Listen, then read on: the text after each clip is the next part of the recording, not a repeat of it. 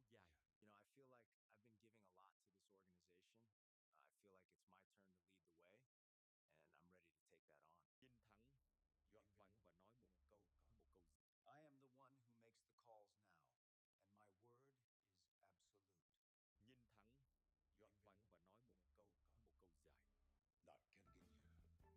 I feel like I've been giving a lot to this organization. I feel like it's my turn to lead the way, and I'm ready to take that on. I am the one who makes the calls now, and my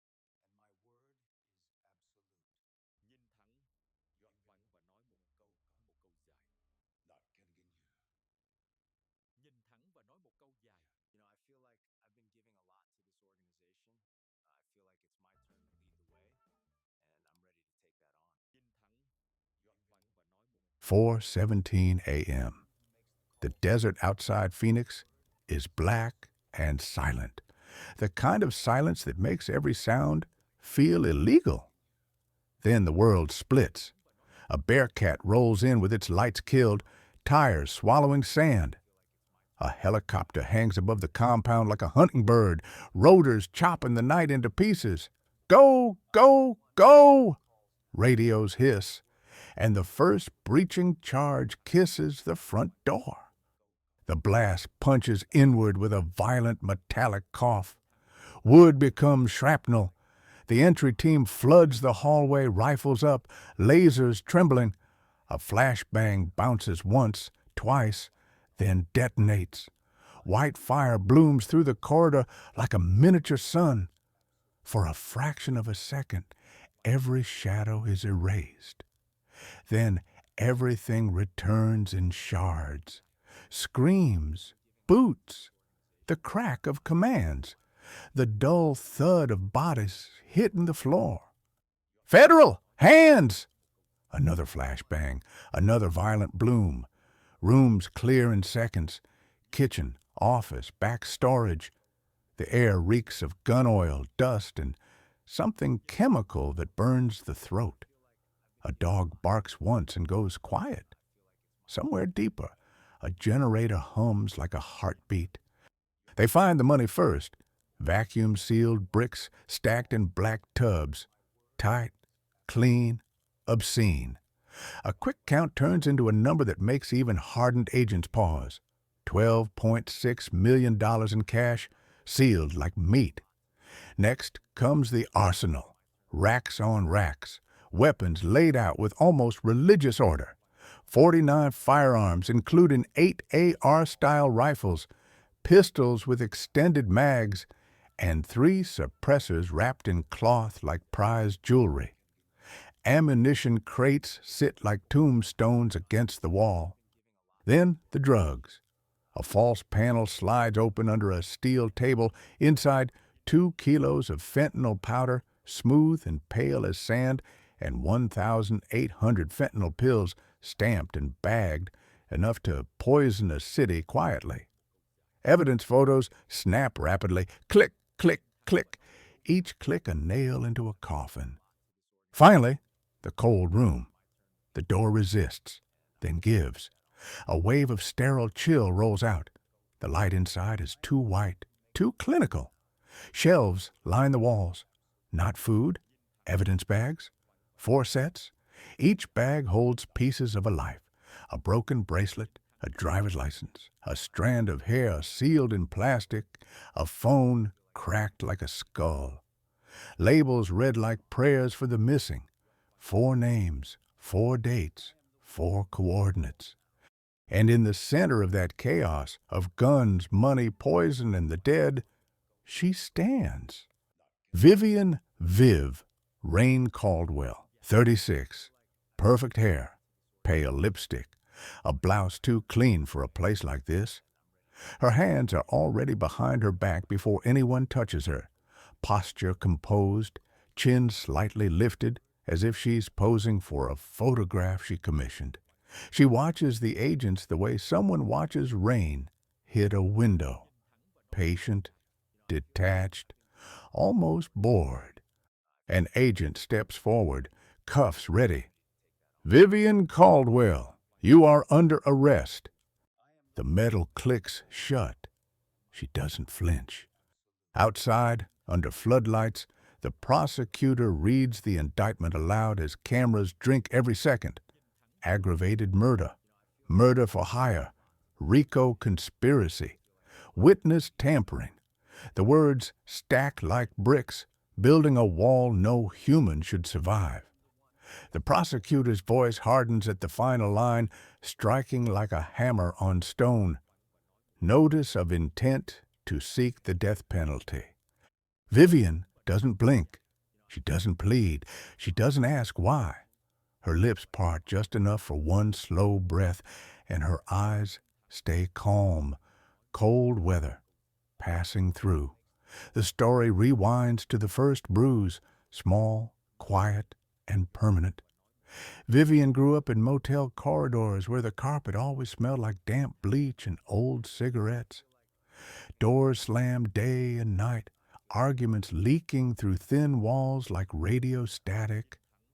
Her mother, Dana, worked the front desk and cleaned rooms with the same hands. Hands that never rested, eyes that never softened. Dana didn't talk about dreams. She talked about rent, about locks, about who to trust and who to avoid.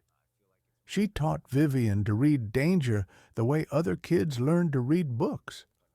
Her father existed only in fragments. A faded photo, a voicemail that stopped coming, parole paperwork with his name typed in cold ink. One day, he was almost back.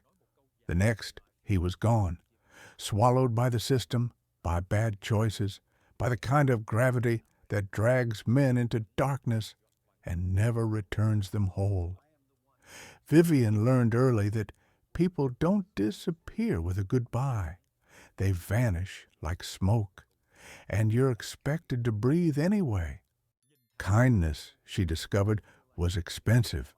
When she smiled, people wanted something. When she cried, they listened only long enough to take advantage. So she became the girl who never cried, not because she was strong, because she refused to be owned by anyone's pity. She watched adults like puzzles, studying faces, timing, lies. By 15, she had mastered exits. Which stairwell had the broken camera? Which alley had the blind corner? Which smile could stop a threat for 3 seconds, long enough to slip away? At 17, she met the man who would change the shape of her life. Miguel El Rey Santana wasn't loud in the cheap diner where he first noticed her.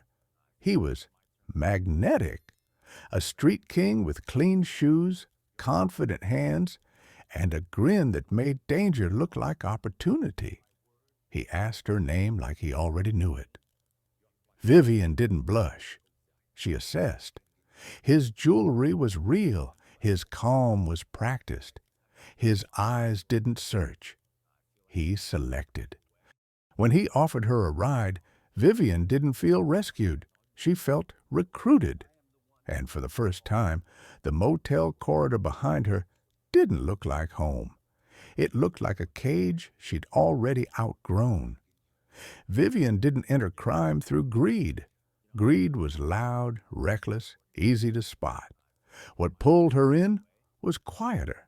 Necessity first, then something far more dangerous: control. After meeting Miguel Santana, she watched the streets from the passenger seat like a student watching a new language being spoken fluently. Men talked with fists and guns, but Vivian noticed something else. The real currency wasn't violence.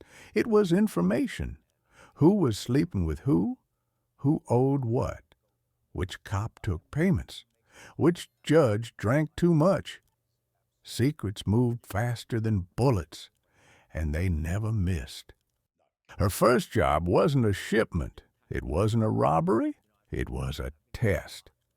A patrol officer named Ralston, cheap cologne, gold wedding ring, dirty hands, had been shaking down small crews for months. Miguel wanted him handled, but Vivian saw a cleaner way. She didn't need to threaten him. She needed to trap him. She bought a burner phone with cash, wiped it, learned how to hide her fingerprints from the screen. Then she staged a meet. A diner parking lot, 1:12 a.m., rain misting the asphalt like sweat. She sat in the back seat of a rental car, hood up, face half shadow. Ralston approached like he owned the night. He leaned in and spoke too freely, because men like him always believed women were harmless. Vivian let him talk, let him brag, let him demand money, offer protection, name names. She nudged him with bait. What if I don't pay? And the cop, stupid, arrogant, answered with a threat so clear it sounded like a confession. The burner phone, hidden under a towel, drank every word. The next day, Vivian sold the recording to Miguel's crew. Then she sold it again, anonymously, to a rival outfit that Ralston had also been bleeding.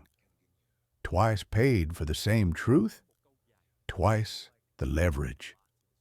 The streets didn't know her name yet, but they felt the shift. That night, she stood alone outside her motel, wind pushing trash across the lot. She listened to the voicemail of Ralston panicking, begging, bargaining, his power collapsing into fear.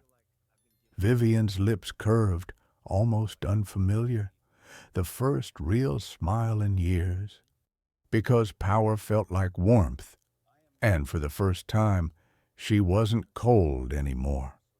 Miguel Santana ruled the streets with a smile and a myth. He walked into rooms like the air belonged to him, kissed babies in the neighborhood, paid for funerals, shook hands with men who would kill for him. To outsiders, he looked like the king, loud, generous, untouchable. But inside the machine, the gears belonged to Vivian. She never sat at the head of the table. She sat slightly back, where she could see every face, every twitch of ego, every lie forming behind someone's teeth. While Miguel talked in promises, Vivian spoke in numbers.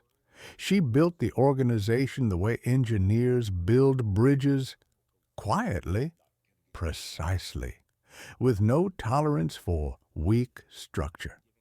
Her first move was order.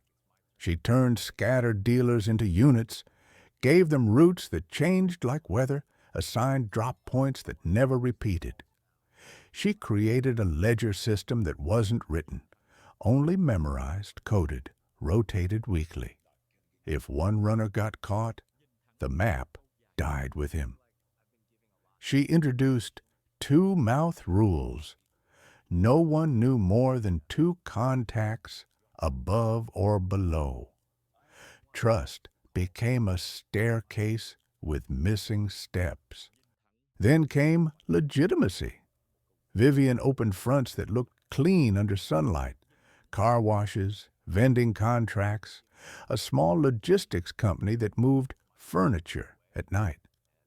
Shell companies nested inside shell companies like Russian dolls.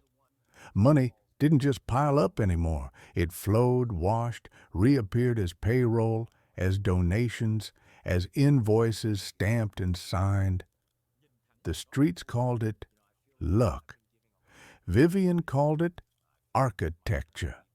Soon, even Miguel stopped making big decisions without her glance.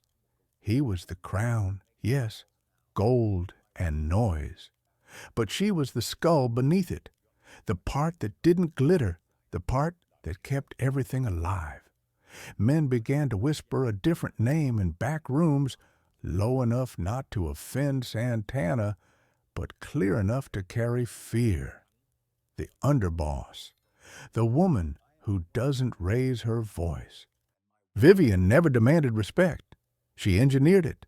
And in a world where kings died loud, she was learning how to stay silent and permanent. Silence became Vivian's favorite weapon because it cost nothing and ruined everything. In Santana's world, men solved problems with noise, gunfire, shouting, bodies dropped in public places. Vivian solved them with absence. No spectacle, no confession, just outcomes so clean they felt inevitable. The lesson came after a stash house hit on the south side. A rival crew crashed through at dawn, 3 masked men with shotguns and rage. By the time Santana's soldiers arrived, the walls were painted and 3 of their own lay folded on the tile. Only one survived, an 18-year-old runner named Nico, bleeding through a towel, eyes wide with shock. He was rushed to the hospital under a fake name. Santana wanted revenge by nightfall. Vivian wanted something else. She entered Nico's hospital room after visiting hours, wearing a nurse's jacket borrowed from a friend who owed her. The hallway smelled of antiseptic and cheap coffee. No entourage, no threats. Just Vivian and the soft click of the door closing behind her. Nico tried to sit up, panic rising, but she raised a hand gently, as if calming a child. "Tell me what you saw," she said. Nico's mouth trembled. He named faces. He mentioned a tattoo. He described a car. The word spilled because he thought survival depended on speed. Vivian listened like a bookkeeper, not a mourner. When he finished, she stepped closer and lowered the blinds with slow care, sealing the room from the outside world. "Do you know why you're alive?" she asked. Nico shook his head.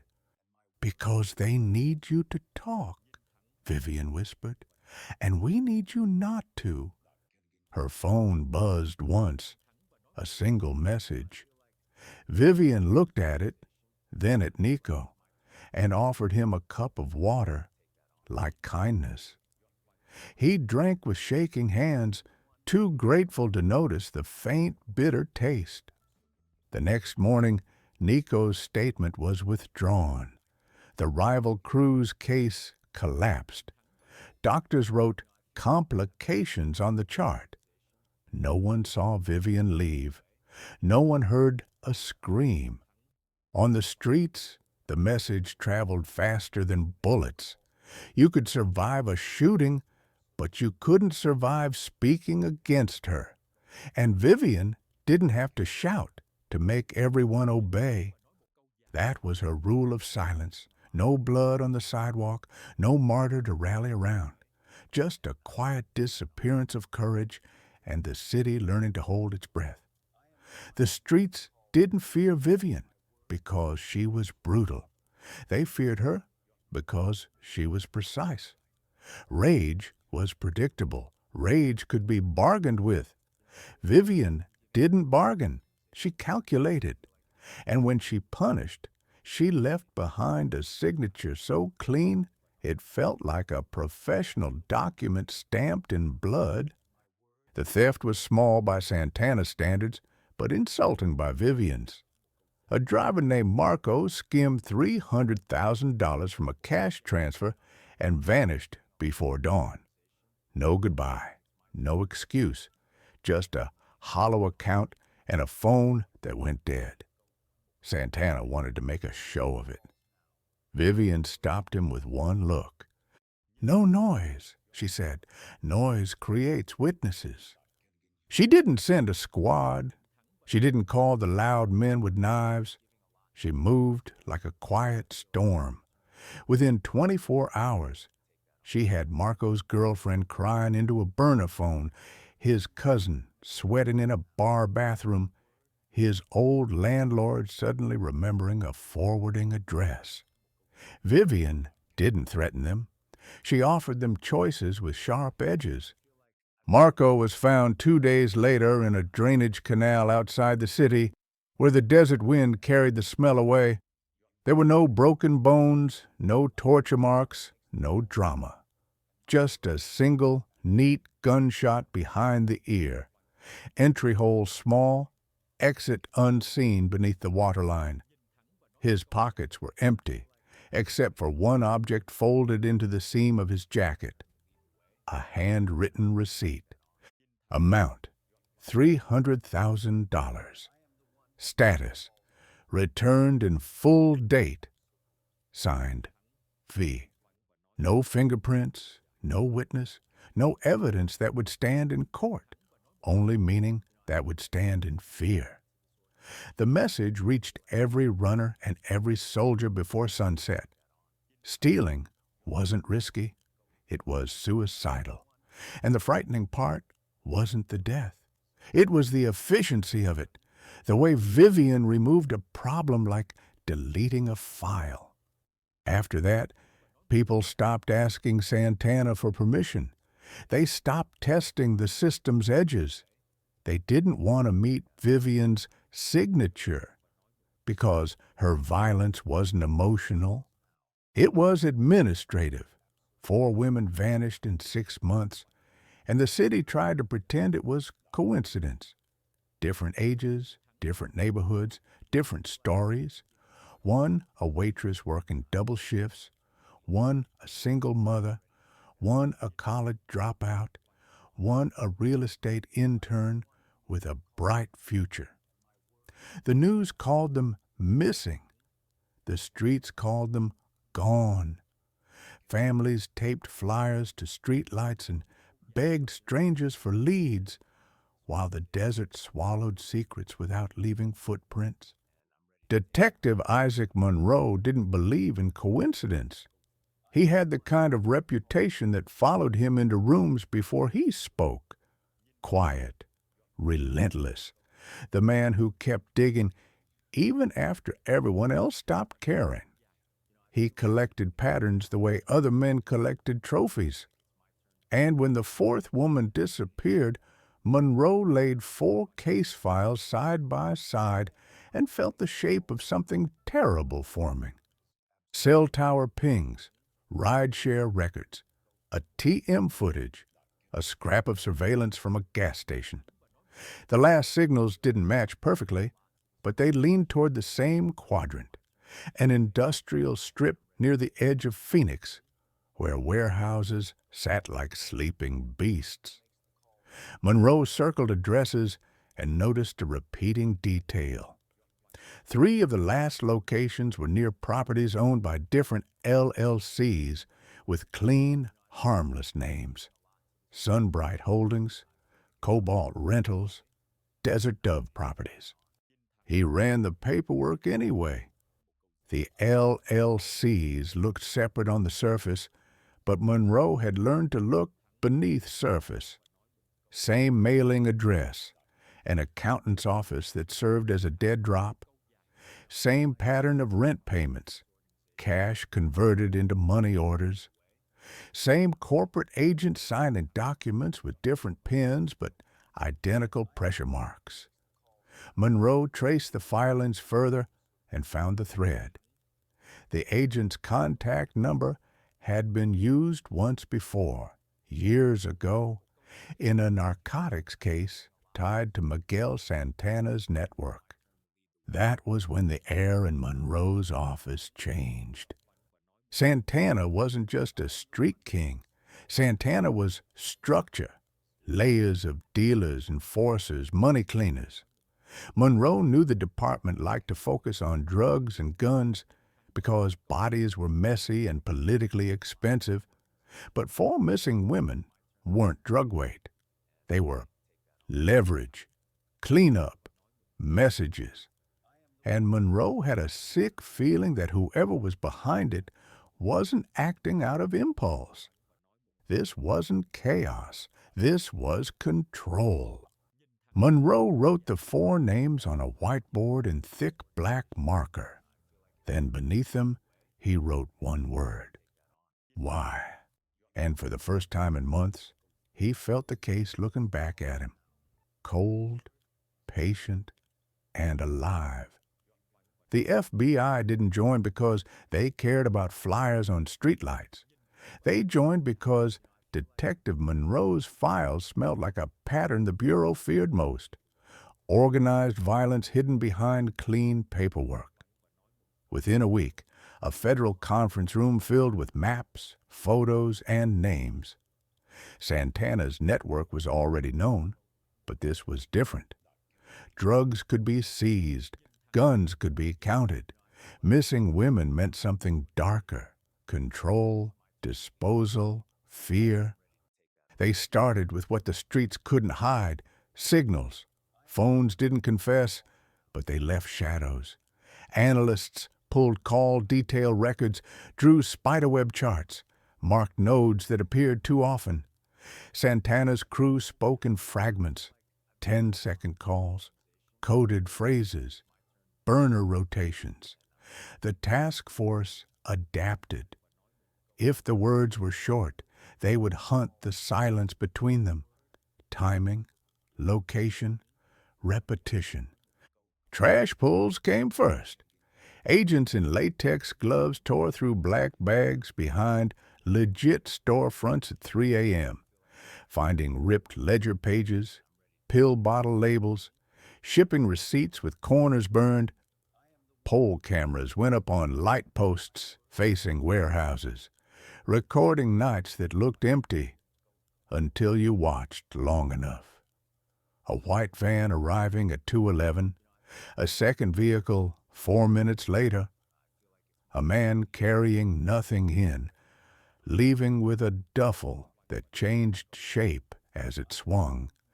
Then came the real weapon: wiretaps. A judge signed the first warrant at 6:43 p.m. The next week, an entire floor became an audio battlefield: headsets, coffee, sleepless eyes. Voices came through distorted, casual, laughing, and that was the terrifying part. Murder didn't sound like murder, it sounded like errands. Move the furniture, clean the hallway, send flowers. Names were rarely spoken, but one presence surfaced like a cold current beneath every conversation. Someone who didn't talk much, someone others waited for. Calls would pause, then resume with a new certainty, as if a decision had been made off record. Agents began tagging the moments: unknown, female influence. Monroe stared at the playback logs until his eyes burned. The pattern wasn't just in what they said, it was in how they obeyed. A system that disciplined itself, a machine that didn't need shouting. He watched one clip again and again, a tough enforcer suddenly lowering his voice, almost respectful. "Yeah," the man murmured, "she wants it quiet." That was when Monroe understood. They weren't hunting a king. They were hunting the mind that kept the kingdom breathing. They found Lena Choi by accident. Like most real breaks in real cases, a traffic stop, a nervous driver, a trunk with receipts in a shoebox, and a ledger wrapped in plastic. The patrol officer didn't understand what he was holding, but the paperwork looked too clean to belong to a street runner. The name on the registration led to a quiet apartment complex, and a woman who answered the door with tired eyes and immaculate posture. Lena wasn't a gangster. She was an accountant with sharp nails, soft voice, and the kind of discipline that came from years of fear. In interview room B, she sat straight-backed under fluorescent light, hands folded like she was waiting for an audit, not a federal interrogation. Detective Monroe watched her face for cracks. The cracks were there, hidden beneath calm. "You work for Santana?" Monroe asked. Lena blinked once.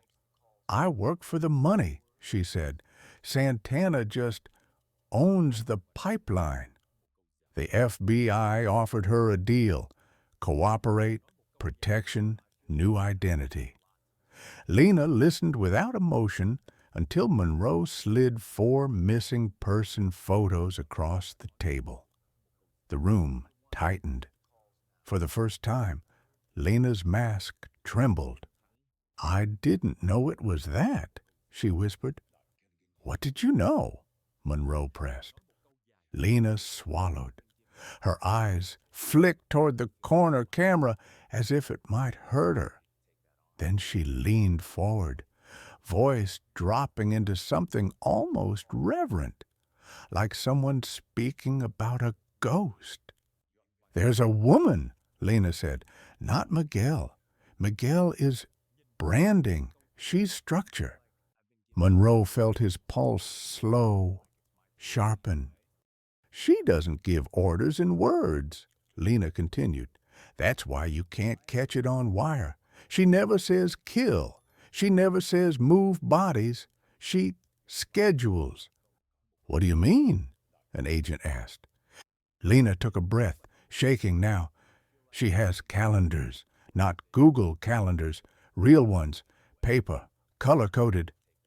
Lena's fingers tightened into a fist. When someone becomes a problem, a date gets circled, a time gets blocked, like an appointment. She forced a bitter laugh. "People don't die because of rage. They die because it's time." Monroe stared at her as if she'd just handed him a map to hell. "Name," he said. Lena hesitated, then surrendered. "Vivian Caldwell," she whispered. "Viv. Some call her Rayne. They call her the Underboss." The word Underboss landed heavy, colder than any confession, because it explained everything. The silence, the efficiency, the way fear moved without gunshots. Monroe felt the case shift, turning from scattered crimes into a single spine. And somewhere out in the city, Vivian kept planning like nothing could touch her. Mara Velez stepped into the operation wearing a clean lie like perfume. On paper, she was Marisol Vega, a private consultant who specialized in moving dirty money until it looked like sunlight. Cash-heavy businesses, offshore funnels, crypto layering. Her legend was built from real tactics and fake scars. A bankruptcy in Miami, a lawsuit in Dallas, a quiet triumph in Las Vegas. Enough truth to make the lie breathe. The first meeting happened in a high-end steakhouse where the lights were warm and the prices were meant to intimidate. Miguel Santana arrived with 2 soldiers and a grin, playing king as always. But Mara's training told her the real threat wouldn't be loud. Then Vivian entered. No entourage, no swagger, just a woman in a tailored coat, hair flawless, lipstick pale, walking like the room adjusted itself for her. She didn't scan the restaurant for threats. She scanned people the way a surgeon scans an X-ray. Her eyes landed on Mara and stayed there one beat too long. "Marisol," Vivian said, tasting the name. "You're the one who cleans messes." "I prevent them," Mara replied, keeping her voice smooth.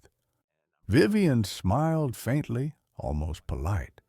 But her gaze dropped, quick, surgical, to Mara's hands, her nails, the slight tension in her shoulders.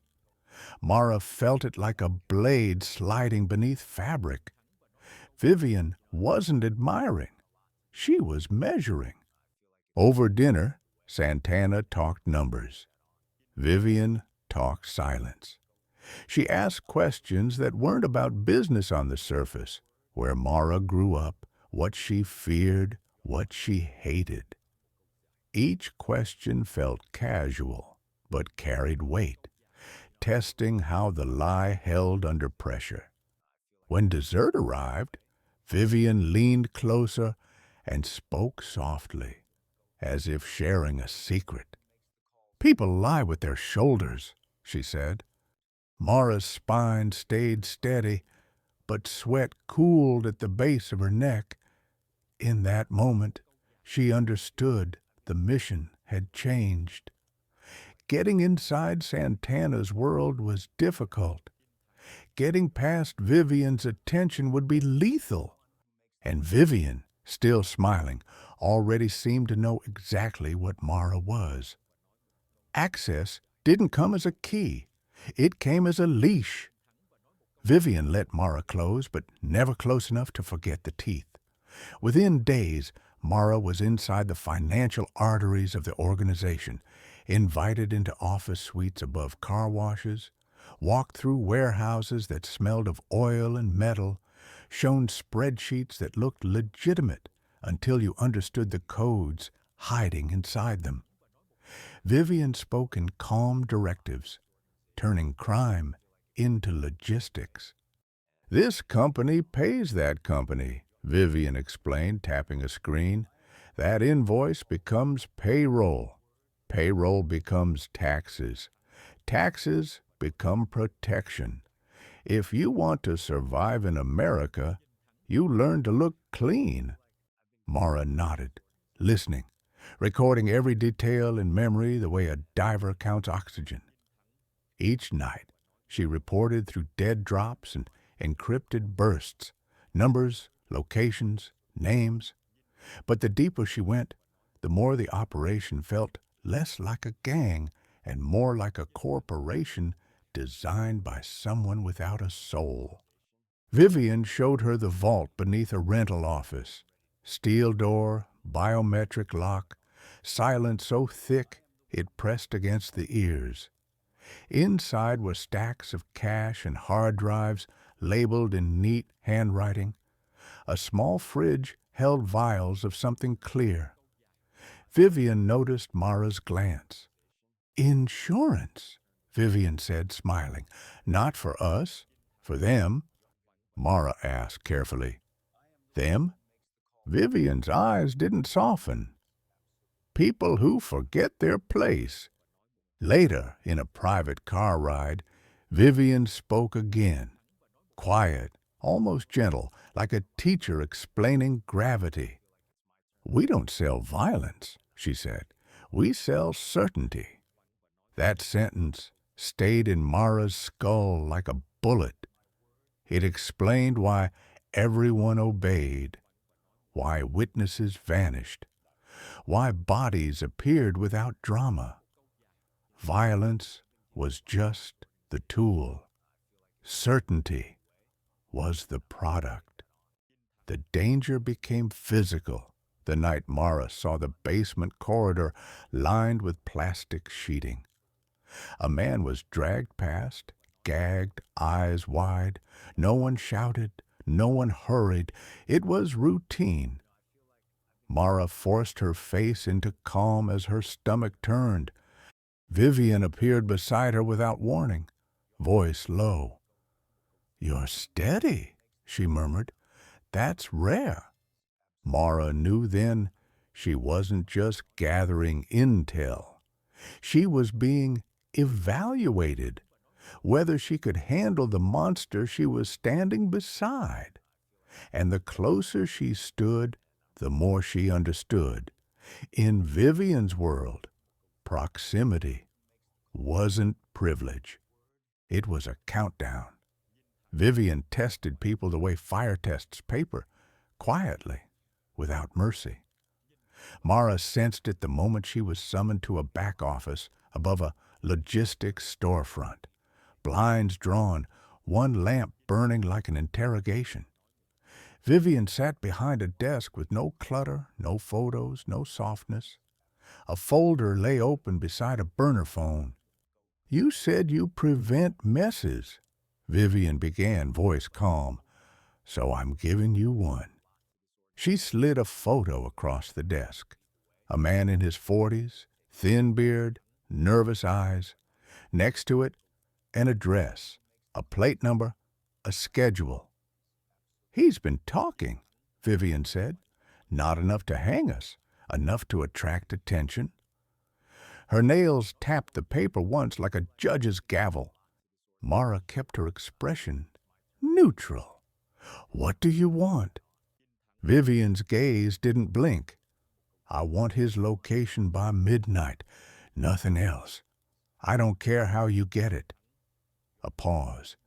If you can't, you're not useful. It wasn't a murder order spoken aloud. It was worse, an invitation to prove loyalty. Mara felt her throat tighten behind the mask. She understood the trap. Comply and become part of the killing chain, refuse and be marked as weak, hesitant, suspicious. Vivian watched her shoulders, exactly as promised. Mara forced a nod. I can do it. She left the room with her heartbeat hidden and her mind racing. Outside, the desert wind slapped dust against the windows like warning. Mara drove, rehearsing options. Stall without breaking trust, feed controlled intel, keep the target alive. She called an FBI contact through a layered route, voice barely above breath. Vivian's testing me, she whispered. She wants an informant located. On the other end, the agent said only one thing. Buy time. Mara circled the city, using surveillance tricks to appear active, parking near the target's last known job, photographing a building, making calls she wanted Vivian's watchers to see. But time was a shrinking room. Midnight approached like a blade. At 11:41, Mara returned with a partial truth, a location that was real but already evacuated. Vivian listened, expression unreadable. Then she leaned closer, her perfume faint and cold. You hesitated, Vivian murmured, almost tender. Why? Mara held her stare. Because I don't like sloppy work. Vivian smiled, small, dangerous. Good answer, she said. Wrong reason. And Mara realized the test wasn't finished. It had only begun. Lena Choi became Witness X the moment she signed her name with a shaking hand and realized there was no way back. The safe house smelled like disinfectant and cheap carpet glue, windows taped, blinds sealed, guards outside who didn't smile. Monroe sat across from her with a recorder and a stack of paper that looked harmless until Lena began to talk. She didn't offer drama. She offered receipts. A flash drive filled with scanned ledgers, routes, payout codes, burner rotations, photos of Vivian's handwritten calendars, dates circled in red, times blocked like business meetings, a memo titled Loss Control, listing names beside numbers that matched missing person files. And then the real bomb, a voicemail Lena had secretly copied from Vivian's private line. Vivian's voice calm, almost kind, telling an enforcer, move her before Friday, no noise. The room went still. Federal prosecutors didn't celebrate. They sharpened. A death penalty specialist was flown in, pages stamped, charges stacked with surgical speed. The first warrant wave hit before dawn. Search orders for Santana fronts, subpoenas for shell company accounts, emergency requests for tower dumps. On the wall, a new board was built. Vivian at the center, strings running outward like veins. Monroe watched Lena as she finished, her face drained, lips cracked from fear. You understand what you just did? He asked quietly. Lena nodded once. I just signed my own death sentence, she whispered. Monroe didn't deny it. He only slid a witness protection form forward and said, then we make sure hers comes first. Vivian learned about the leak the way sharks learn blood is in the water, through vibration, not sight. A route changed without explanation. A courier didn't answer on the second ring. A bank alert appeared where none should exist. Small disruptions, invisible to men like Santana, but loud to her. By noon, she already knew. Someone had spoken. She didn't slam a table. She didn't threaten the room. She walked into the warehouse office, closed the door, and turned her phone face down like she was silencing the world. Santana waited with impatience, jaw tight, wanting names to break. Vivian looked at him once, and the impatience died in his throat. "We have a mouth," she said calmly, "and mouths do one thing." Santana swore. "I'll find them." "No," Vivian replied. "You'll make noise. Noise creates patterns. Patterns get caught." She moved like a surgeon through the organization. Burners were destroyed and replaced in under an hour. A new dispatch code was issued, simple, brutal. If a number called twice, it was dead. Cash was shifted into new safes. Drugs were moved from the south warehouses to a rotating set of storage lockers paid in cash under fake IDs. A dozen shell companies were dissolved overnight. Paperwork already prepared weeks ago, as if Vivian had always expected betrayal. Then she called a meeting. Not in a bar, not in the usual family spots. In a cold industrial garage where engines slept and the air tasted of metal. 30 men stood around her, armed and restless. Vivian didn't raise her voice. She didn't even pace. She simply held a thin notebook in her hand and spoke as if reading a schedule. "Someone thinks they can trade us for breathing," she said. "They're wrong." She looked at faces one by one, letting fear bloom without effort. "Find the mouth," she continued. "Close it quietly." One enforcer asked, "Who is it?" Vivian's eyes narrowed slightly. Disappointment, not anger. "If you need me to tell you," she said, "you're not the one I'm paying." The room chilled. Men who had killed without blinking suddenly avoided her gaze. Because this wasn't a rage order. It was a purge announcement. And everyone understood. Vivian didn't just want the traitor dead. She wanted the entire idea of betrayal erased. That night, surveillance cameras at 3 Santana fronts mysteriously went dark for exactly 7 minutes. And somewhere in Phoenix, someone who thought they were safe began to feel footsteps behind them that didn't make sound. The escalation didn't come with a street shooting or a stash house fire. It came in daylight, in front of marble steps, in a place where violence wasn't supposed to breathe. The judge was leaving the courthouse at 6:09 p.m., robe traded for a gray suit, security detail relaxed by routine. Cameras caught the moment. A black sedan rolling too slow, headlights still on, engine humming like an animal holding its breath. 2 men stepped out, not masked, confident. One carried a messenger bag, the other walked with hands empty, like a pedestrian crossing the street. The judge turned, confused for half a second, then recognized danger too late. The first man produced a pistol from the bag with the casual smoothness of practice. No words, no warning. 3 shots, tight, disciplined, center mass. The judge fell backward against the car door, sliding down like a broken marionette. The second man walked closer and fired one final round into the head.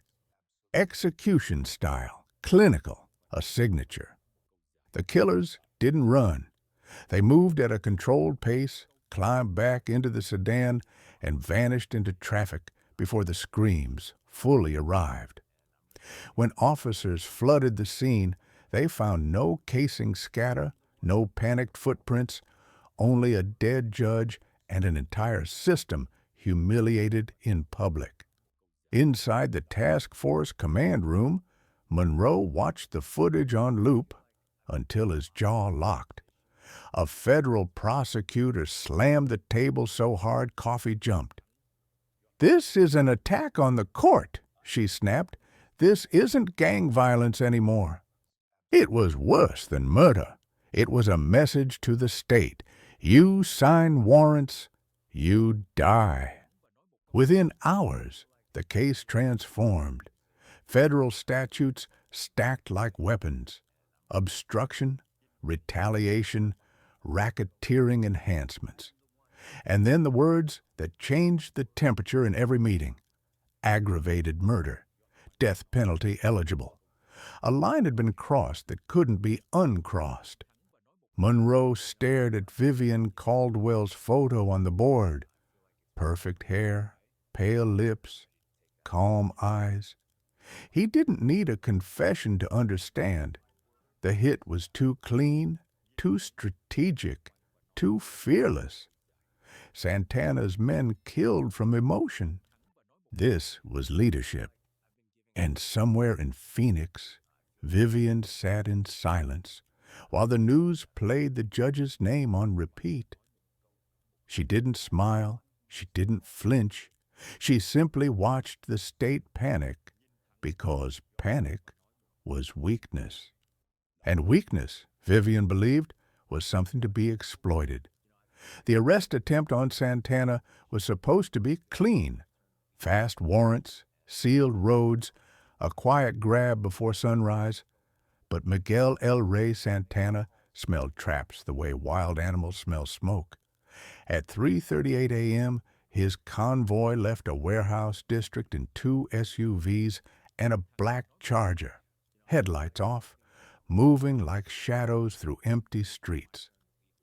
The task force was already in position. Unmarked cars scattered like chess pieces, a helicopter waiting beyond city lights, radios hot with whispered countdowns. "Target visual," an agent murmured. "Green Tahoe. Confirmed." Monroe sat in the lead unit, knuckles wide around the wheel. "Move," he ordered. The trap snapped shut. Red and blue lights exploded into the night. Sirens rose like knives. Santana's Charger hesitated for half a breath, then punched forward. Tires screamed. The Charger shot between 2 units, clipped a bumper, and surged onto the freeway ramp like a bullet leaving the barrel. "He's running!" Radios erupted. The chase became a storm at 110 miles per hour. Desert highway stretched ahead, black asphalt cutting through nothingness. The helicopter dropped in, spotlight sweeping, turning vehicles into frantic insects in white light. Santana's driver weaved hard, using the Charger's speed like a weapon, forcing agents to choose between collision and surrender. An unmarked sedan tried to box him in. Santana clipped it, sending it fishtailing into the shoulder. Sparks burst. Metal shrieked. Gunfire cracked from the SUV behind the Charger, short bursts, reckless, desperate. Bullets slapped into patrol doors. One agent's windshield webbed with a sudden starburst. Monroe ducked, heart hammering, eyes fixed on the Charger's taillights dancing ahead like devil-red sparks. "Spike strip ahead!" someone yelled. They hit it anyway. Tires shredded. Rubber smoke erupted.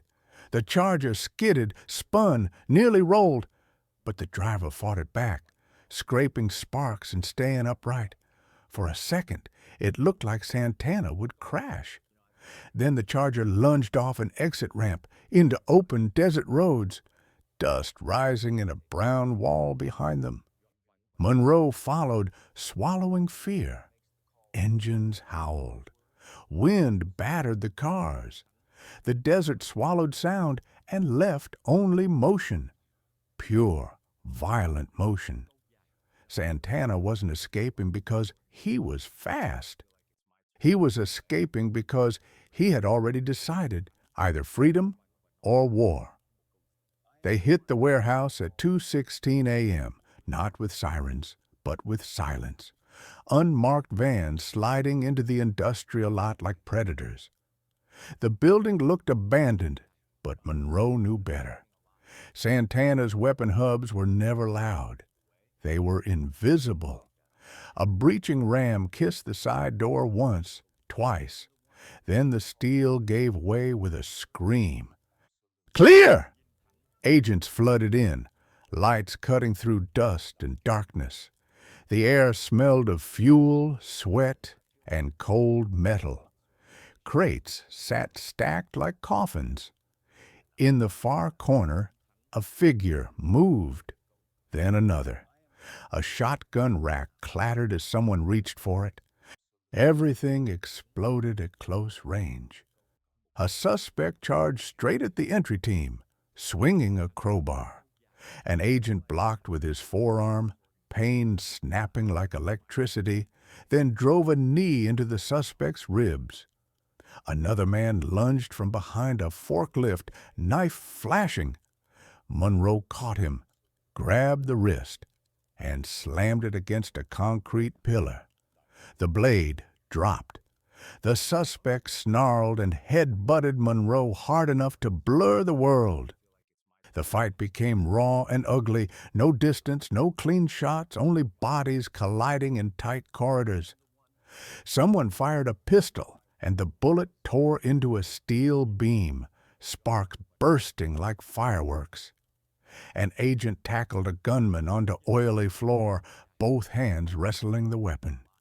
The muzzle swung wildly, 1 inch from disaster, until the agent twisted, ripped the gun free, and drove an elbow down. Monroe pushed deeper, breath burning, ears ringing.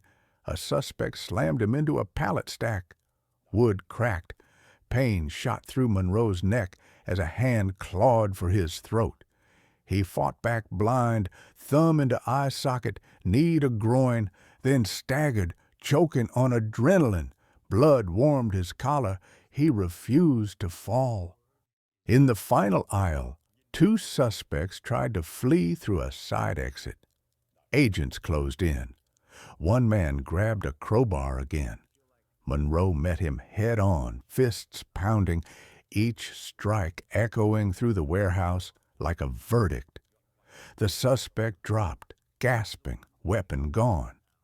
When the lights finally steadied, the floor was littered with cuffs, shell casings, and men breathing like broken machines.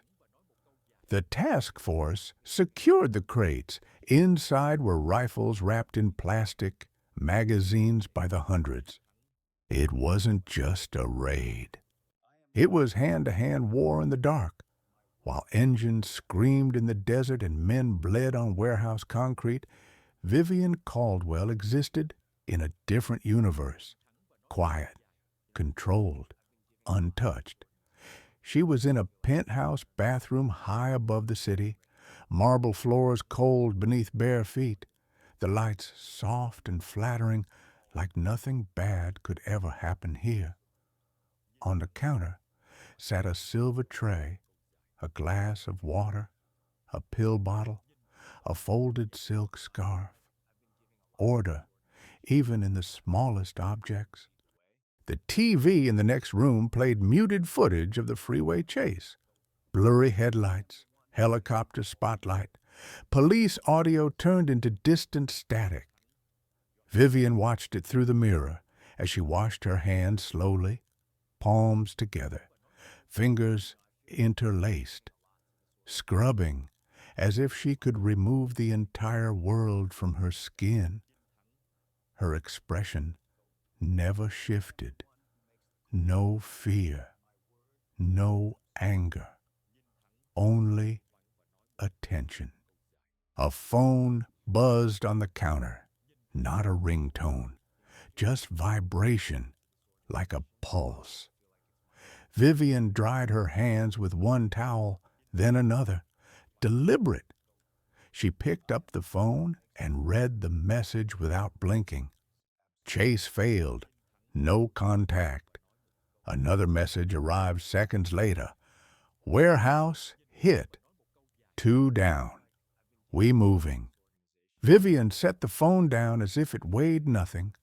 She leaned closer to the mirror and fixed a single strand of hair that had fallen out of place.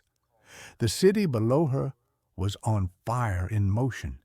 Sirens, helicopters, agents pushing closer, and she was adjusting lipstick, steady as a statue. Her assistant knocked once from the hallway. "Ma'am, the news." Vivian raised a hand. The knock died. She walked into the living room, sat on a pale sofa, and finally turned the TV volume up just enough to hear the anchor say the words Multi-Agency Task Force and Major Operation. Vivian listened like she was reviewing quarterly reports. When the anchor mentioned the judge's murder again, Vivian's lips curved. Not a smile, not exactly. More like recognition. The system was afraid now, afraid systems made mistakes. She opened her laptop and pulled up a digital map layered with colored pins. Routes, safe houses, money drops, exit corridors. She moved 3 pins with a fingertip and typed 2 short messages. Nothing emotional, just updates, like chess. Then she looked out at the city lights and whispered to no one, voice calm as ice. "They're finally taking me seriously." Down on the streets, men fought and died. Up here, Vivian remained perfectly still, because storms were loud, but architects were quiet. Mara found the tunnel the way you find a lie, by noticing what shouldn't exist. It started with a detail so small it almost disappeared. A maintenance invoice for subfloor ventilation work on a rental office that had no basement listed on any public record. Vivian's people were careful, but careful systems still needed air, power, drainage. A tunnel needed all 3. Mara began watching the building the way Vivian watched people. She walked it twice with a clipboard, counted camera angles, noted which hallway corner stayed oddly warm. In the rear storage room, she saw a strip of fresh paint along the baseboard. Too new, too clean. She knelt, pretending to inspect wiring, and ran her fingers along the floor seam. The concrete vibrated faintly, like a hidden generator breathing below. That night, she returned alone, using a copied keycard Vivian's tech had foolishly left active. The office was dead silent, only the hum of the AC and the distant traffic like ocean noise. Mara moved with her light off, guided by memory. In the storage room, she pushed aside a filing cabinet that was heavier than it should be, bolted. She found the bolt heads disguised under rubber caps. She popped them off, unscrewed fast, sweat cold on her spine. Behind the cabinet, a metal hatch flush with the floor, no handle, no label, just a rectangle of steel with a fingerprint reader that wasn't connected to the office network. Vivian's kind of hardware. Mara didn't open it. She didn't need to. The confirmation alone was a live wire in her hands. She photographed the lock, the seam, the hidden conduit line running into the wall.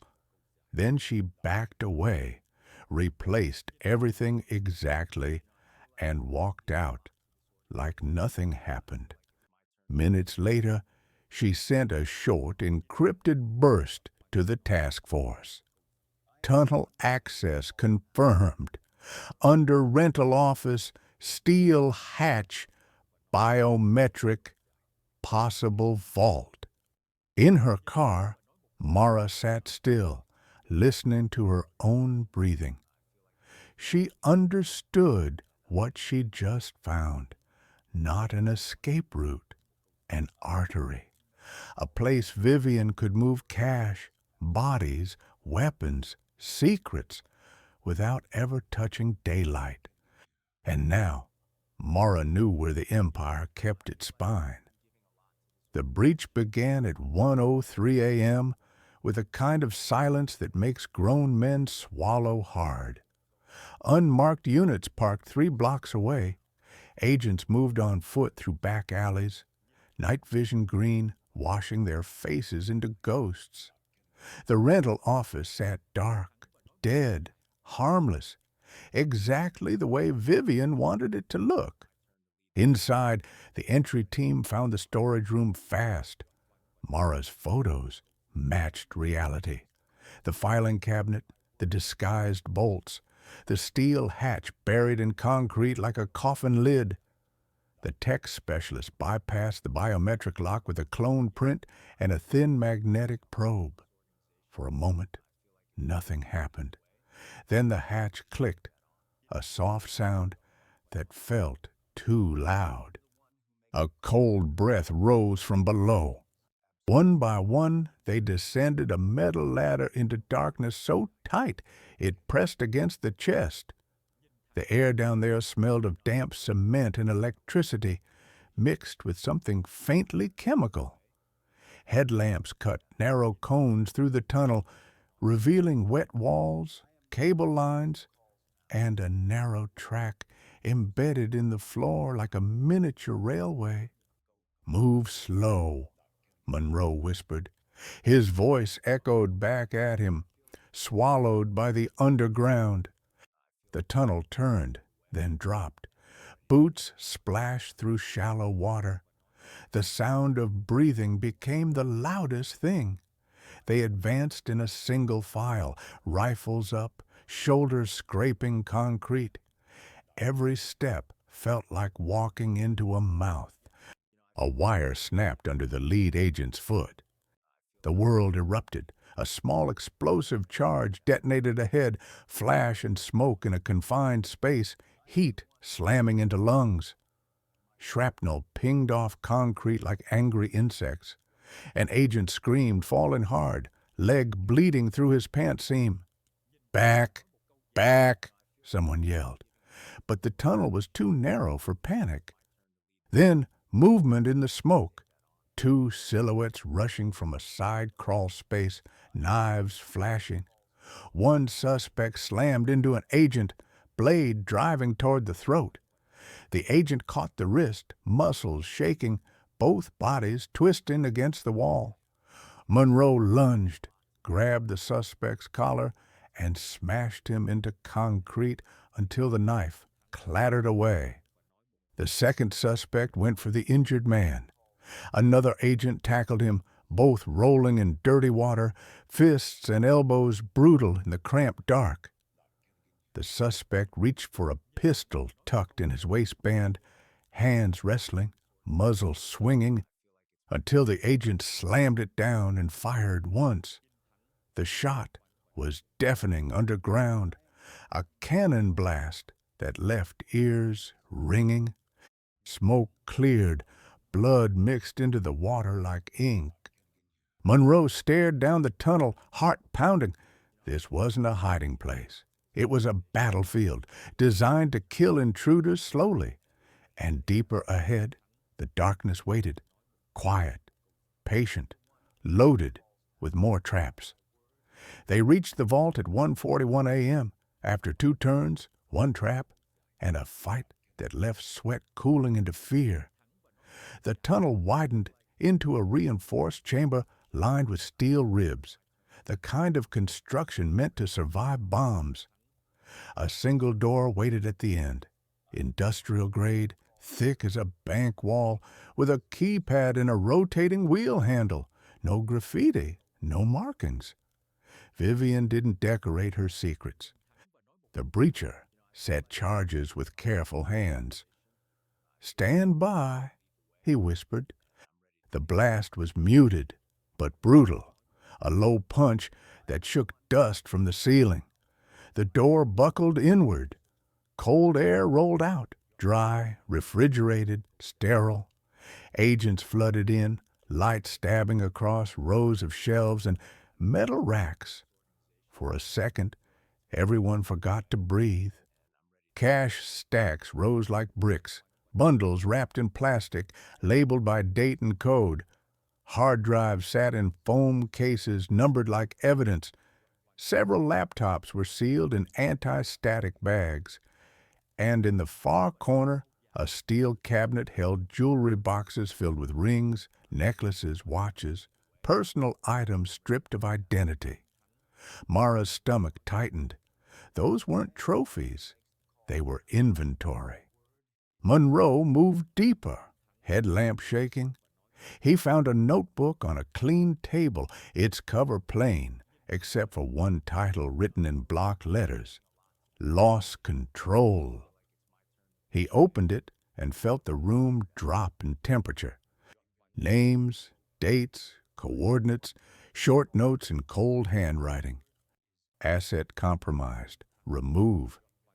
Family pressure. Neutralize. Witness risk. Scheduled. It read like a business log, except the assets were human beings. On a lower shelf, sealed evidence bags sat in neat rows, each tagged with a number, each containing fragments: a cracked phone, a lipstick tube, a child's hair clip, a driver's license folded twice. Monroe recognized the faces from his board upstairs. 4 missing women weren't missing here. They were filed. Mara found a small freezer unit at the back, humming softly. She opened it and flinched. Inside were vials, blood samples labeled with initials and dates like medical research, a fingerprint kit, dental molds, tools not for murder, but for erasing proof of existence. An agent cursed under his breath. Another turned away, swallowing bile. Monroe stood still, jaw clenched so hard it hurt, eyes locked on the ledger of monsters. This wasn't just a criminal empire. It was a system that processed people like waste, quietly, efficiently, permanently. Vivian hadn't built chaos. She had built a factory. Monroe closed the notebook slowly, as if shutting a coffin. In that moment, he understood the real war. They weren't only chasing drugs or guns. They were trying to stop a woman who had learned how to make humans disappear with paperwork. The intel came in like a whisper that could burn a city. At 6:22 p.m., an encrypted burst from a port liaison hit the task force inbox. Final run. Confirmed. 220 kilograms. Industrial compressors. Route 1, 10 East. It wasn't just another shipment. It was Vivian's survival plan. Cash flow to keep soldiers paid. Leverage to keep fear alive. If the load landed, the empire would breathe again. If it fell, everything would collapse. Monroe stared at the number until it stopped feeling real. 220 kilograms wasn't street dealing. It was annihilation, measured in weight. The room tightened with urgency. Maps spread across tables. Highway choke points were highlighted. Surveillance teams were deployed like pieces on a board. FBI, ATF, state troopers, different uniforms, one purpose.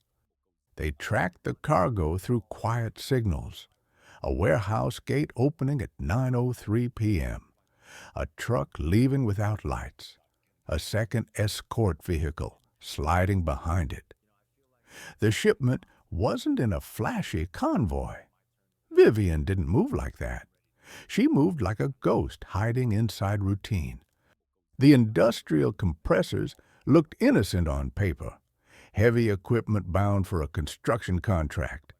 Steel cylinders, bolted shut, logged with legal invoices. But Monroe had seen the vault. He knew the truth. Fentanyl and cash hidden in machinery so clean it could pass a roadside inspection. At 11:48, aerial surveillance picked up the truck merging onto I-10, heading east, speed steady, no panic. 2 cars shadowed it, one ahead, one behind, drivers switching lanes like they owned the asphalt. Monroe's unit fell in at distance, lights off, heartbeat loud in his ears. "Hold," command said. "We take it at the choke." The plan was simple. Stop the truck, seize the load, flip the drivers. But Vivian never gave the system simple. Somewhere out there, she had eyes on the road, fingers on triggers, contingency on top of contingency. This shipment wasn't just cargo. It was the last artery of a dying empire. And as the convoy rolled through the desert night, Monroe felt the pressure building, because when an underboss runs out of exits, she doesn't surrender. She burns the map. The freeway became a trap at 12:31 a.m. The task force chose a section of I-10 where concrete barriers, narrowed lanes, and exit ramps were few. Perfect for control, deadly for mistakes. Unmarked units slid into position like sharks, state troopers waiting ahead with lights ready to bloom. Above, a helicopter hovered outside City Glow, tracking heat signatures. The cargo truck rolled in steady, compressors chained down, escort vehicles flanking like loyal dogs. "Now," Monroe ordered. Trooper lights ignited. Sirens rose. A patrol unit surged forward to box the truck. For half a second, it worked. The truck slowed, brake lights flaring red. Then the lead escort car swerved hard, cutting across lanes, slamming into the trooper's front bumper. Metal screamed. The trooper's unit spun, smashing into the barrier with a shower of sparks. Everything detonated into motion. The rear escort vehicle accelerated and rammed an unmarked SUV, forcing it sideways. Tires shrieked. Monroe's car jolted as a second impact clipped his rear quarter panel. The road turned into chaos. Cars weaving at high speed, headlights flashing like panic.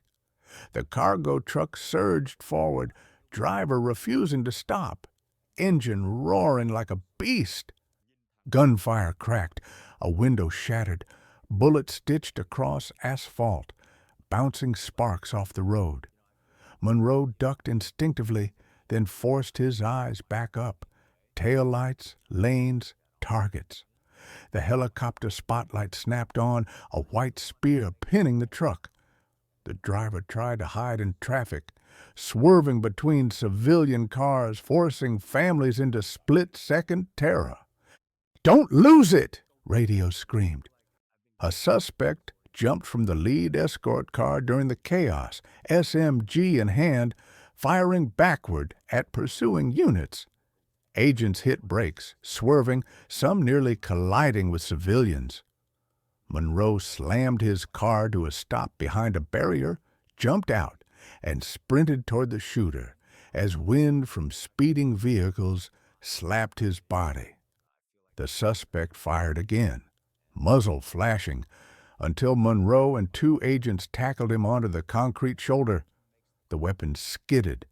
Bodies rolled, fists pounding, elbows grinding, the suspect snarling like an animal. Monroe pinned his wrist, wrenching the gun away as another agent cuffed him hard.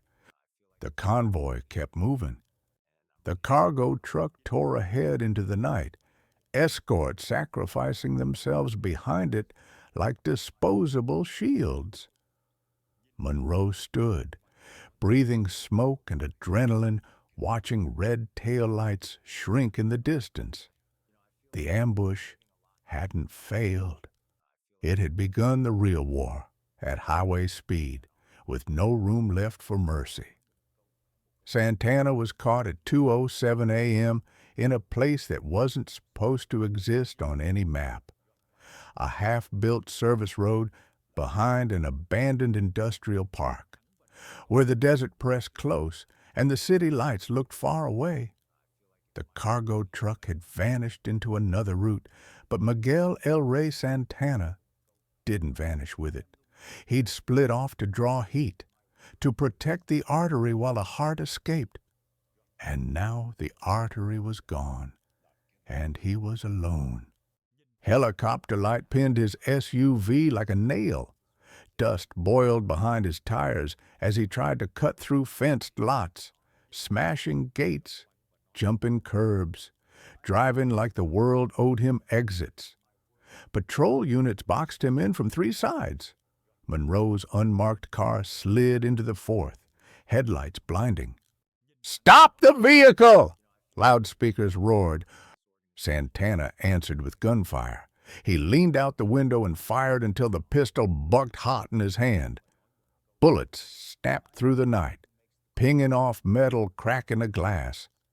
Agents returned fire in tight bursts, disciplined, controlled. Santana's SUV swerved, clipped a concrete barrier, and spun hard, slamming into a stack of shipping pallets. The engine coughed, dying. For a breath, everything went still, only the helicopter blades chopping the sky. Then Santana stepped out. He didn't surrender. He stood in the spotlight with a rifle, chest heaving, face smeared with dust and sweat, eyes wild but proud. He fired again, walking shots toward agents like he could push them back with willpower. Monroe and 2 agents advanced behind doors, shouting commands. Santana's rounds tore into metal, sparks exploding inches from Monroe's face. "Drop it!" Monroe screamed. Santana kept firing until the rifle clicked empty. That click was louder than the gunshots. His shoulders sagged slightly, not from defeat, more like irritation at the universe for running out of ammunition. He looked over the line of rifles aimed at him, past Monroe, past the lights, searching, not for a way out, for Vivian, like a man waiting for his true boss to appear and change reality with a single quiet order. But she wasn't there. She never was. Santana finally understood what loyalty cost when the architect never stood beside the bricks. Agents rushed him. He swung the empty rifle like a bat, hitting one man in the shoulder, then another. Hands grabbed him. He fought like a cornered animal, elbows, knees, teeth. Monroe took him down hard, asphalt grinding skin. Cuffs snapped shut. As Santana was dragged upright, he spat blood and whispered, almost stunned, "She planned this." And Monroe saw the truth in his eyes. Miguel Santana wasn't the devil. He was only the crown. The real monster had always been the woman who didn't need to be present to win. Santana lasted 48 hours in custody before the myth cracked. The first night, he said nothing, jaw clenched, eyes hard, acting like the crown could still protect him. The second night, after the bruises settled and the adrenaline drained, reality walked in wearing a suit and a folder stamped Federal. They didn't threaten him with fists. They threatened him with math. Monroe sat across the table, calm, exhausted. A prosecutor slid photos forward, guns, cash, the vault notebook, the judge's body under a sheet. Then she placed the final document on top. Notice of intent to seek the death penalty. Santana's eyes flickered for the first time. Not fear of prison, fear of the needle, fear of being erased. "They want her," Santana muttered, voice rough. "They have you," Monroe replied, "and you're not worth dying for." That sentence landed like a knife. Santana stared at the wall camera as if it might answer for Vivian. He'd fought for the Empire, bled for it, carried the street legend on his back. And yet, when the tunnel burned and the vault was breached, Vivian had vanished like smoke. No rescue, no message, no loyalty, only silence. Santana exhaled slowly, then leaned forward. "She built everything," he said, eyes hollow. "I was the face, she was the engine." He began to talk, not with drama, but with bitterness. He gave structure, the command layers, the coded calendar system, the kill switch orders that activated when heat got close.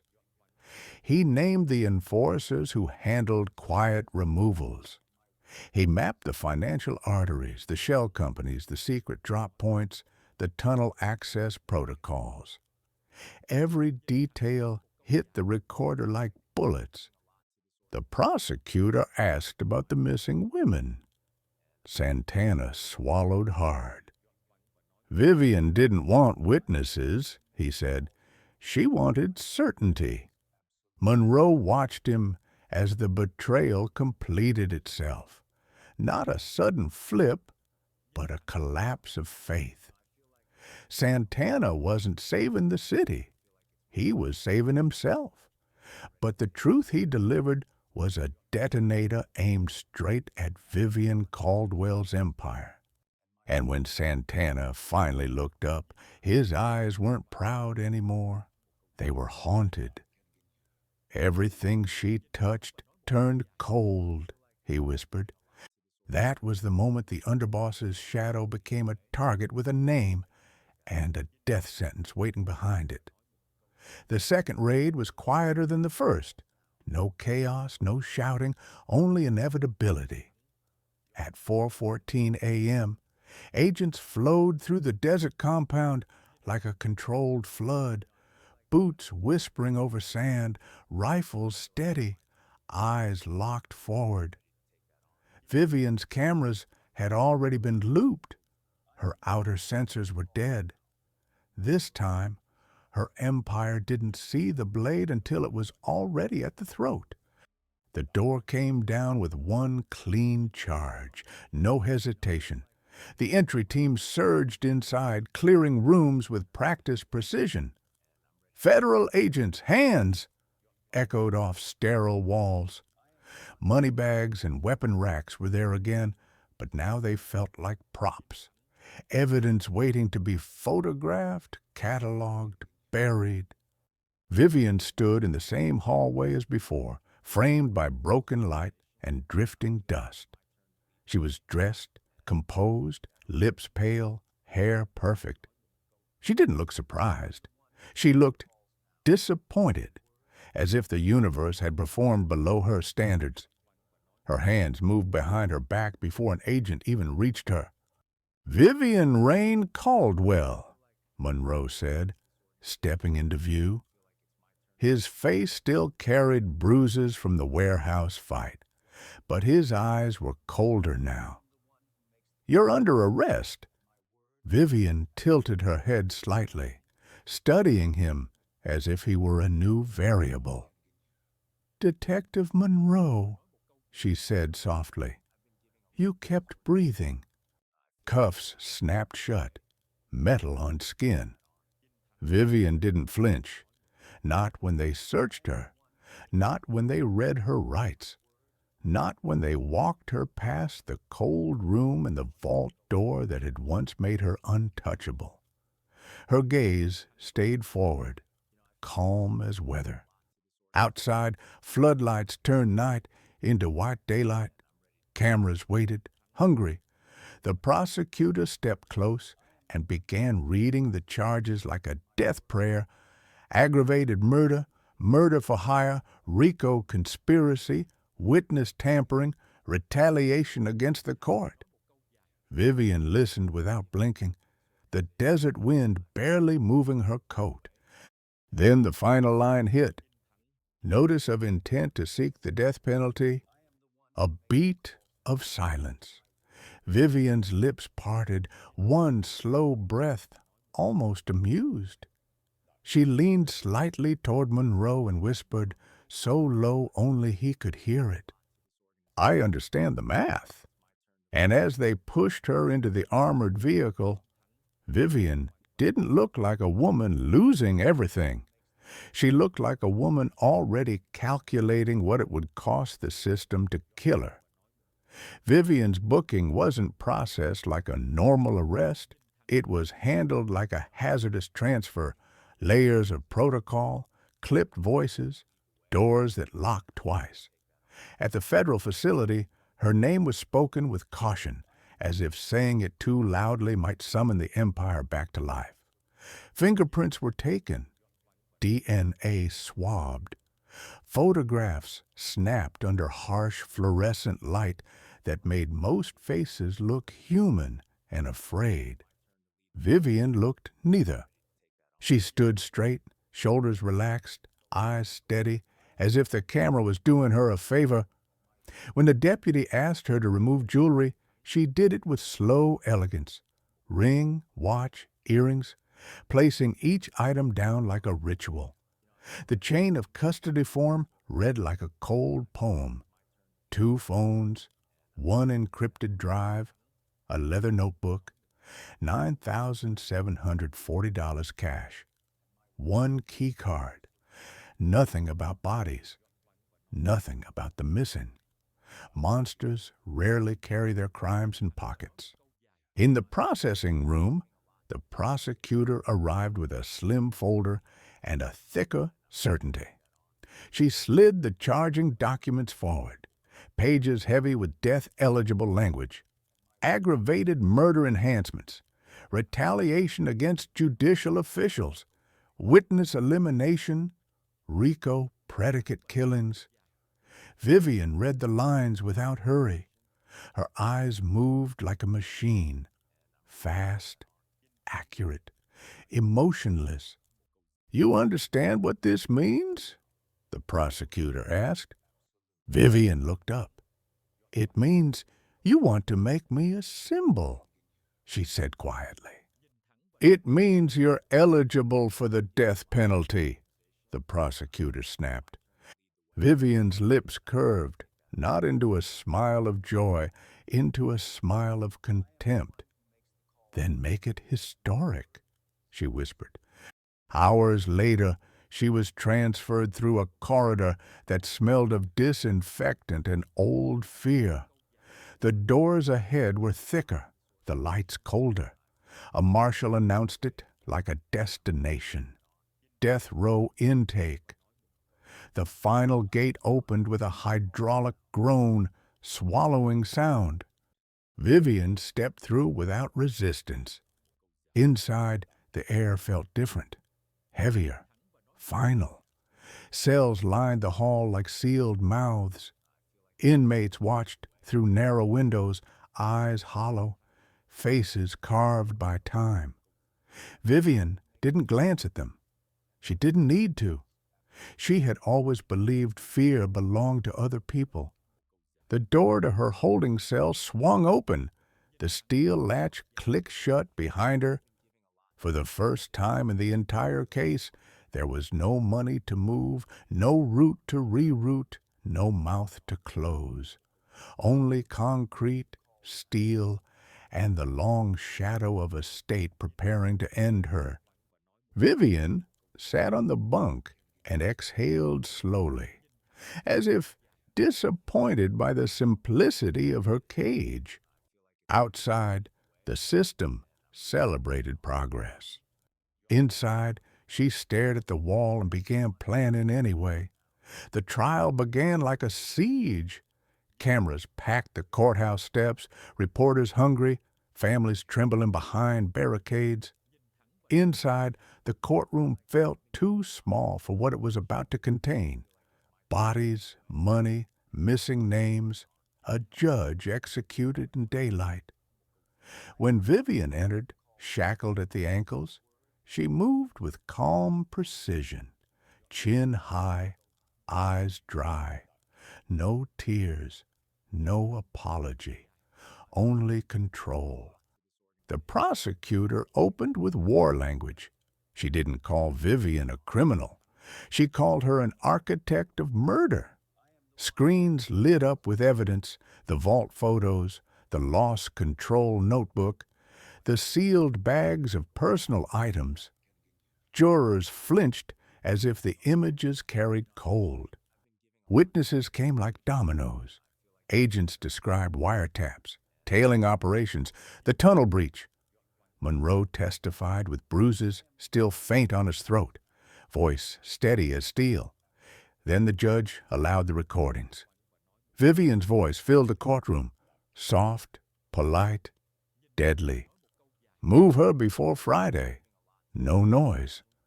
The defense tried to paint trauma, coercion, love for Santana. But every time they spoke, the prosecution answered with coordinates and dates, with 4 names written on a board, with blood turned into paperwork. Vivian sat through it all, face unreadable. Only once did her fingers tighten, when the prosecutor looked at the jury and said, "This was not rage, this was strategy." And the courtroom understood this wasn't a trial.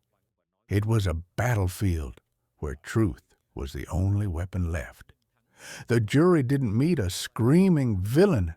They met something worse, someone who looked human. Vivian sat at the defense table in a plain blouse, hair neat, expression calm, as if she were attending a corporate hearing. That calm unsettled them more than anger ever could. Monsters weren't supposed to look composed. The defense tried to soften her edges. They dragged her childhood into the light. Motel corridors, absent father, survival mother, bruises hidden under long sleeves. They spoke of Santana's influence, of manipulation, of a woman trapped inside a man's empire. They showed photos where Vivian smiled beside charity banners, pretending the cash had washed clean. For a moment, one juror's eyes almost believed it. Then the prosecution brought certainty. They projected the calendars, dates circled in red. They matched those dates to disappearances, to phone pings, to cash transfers, to the judge's murder. They laid out the lost control pages and translated the cold language. Asset removed meant a woman erased. Scheduled meant death planned like a meeting. The courtroom heard the wiretap pauses, men waiting for her decision, then obeying. Special Agent Mara Velez testified last.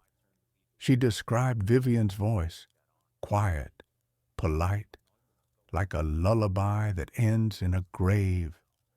She told them about the tunnel, the refrigerated air, the evidence bags. Jurors swallowed hard. A mother in the gallery began to sob. Vivian didn't react. That was the final proof. Not rage, not denial, just detachment. By the time closing arguments ended, the jury no longer saw a victim of circumstance. They saw an operator, someone who turned people into paperwork. And when they filed out to deliberate, the silence in the courtroom felt like the world holding its breath, waiting to name the monster out loud. The verdict arrived at 3:46 p.m., like a final door slamming. The courtroom rose as the jury filed in, faces pale, eyes fixed forward. The foreperson's hands trembled slightly as she held the paper. Vivian stood beside her attorneys, ankles chained, posture immaculate, expression calm enough to insult the air. "On the count of aggravated murder," the clerk began. The words came one by one, heavy as stones. Guilty, guilty, guilty. Each syllable tightened the room, each guilty seal in another coffin. Families in the gallery clutched each other, some crying, some frozen. Monroe watched without blinking. He had lived this case in bruises and sleepless nights. And now the law spoke in a voice colder than any gunshot. Then sentencing. The prosecutor requested death. The defense begged for mercy. The judge's voice never wavered. This court sentences Vivian Rayne Caldwell to death. For the first time in the entire arc, raids, tunnels, arrests, Vivian reacted, not with tears, not with rage. A small smile appeared, almost gentle, as if she had just heard an interesting price in a marketplace. She leaned toward the microphone, voice soft enough to force silence. "So that's what your justice costs." The bailiffs moved fast, guiding her away. Shackles clinked like punctuation. The courtroom exhaled, but relief felt thin, fragile, because endings didn't erase what had already been done. Later, a cold corridor swallowed her footsteps. Death row, concrete walls sweating under harsh light, doors spaced like slow heartbeats. Other women stared through narrow windows, ghost faces, hollow eyes, lives reduced to numbers and schedules. Vivian walked past them without looking, calm as ever, until the final cell door opened and the steel swallowed her. The latch clicked shut. Silence returned, thick as winter. Outside, the state called it victory.